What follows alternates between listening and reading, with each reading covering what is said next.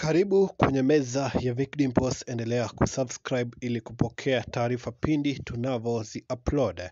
Taarifa za simanzi ambazo zimefikia meza ya Vic Dimples usiku wa kuamkia leo ni kwamba mwanaume mmoja kutokea eneo la Nyacheki, kaunti ya Kisii, aliweza kumuua mke wake takribani wiki mbili ambazo zimepita.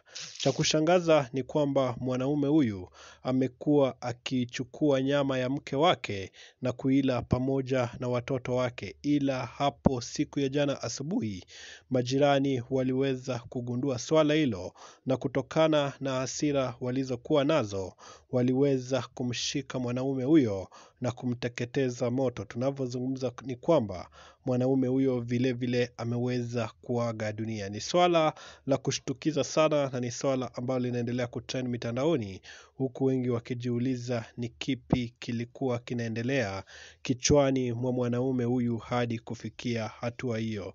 Ila yote 9-10 ni kwamba tunaendelea kufuatilia taarifa hizi, na ujio wote ambao utakuwa unazunguka taarifa hizi utapata updates kwenye channel hii ya Vic Dimples. Subscribe kwa mengi zaidi, au sio?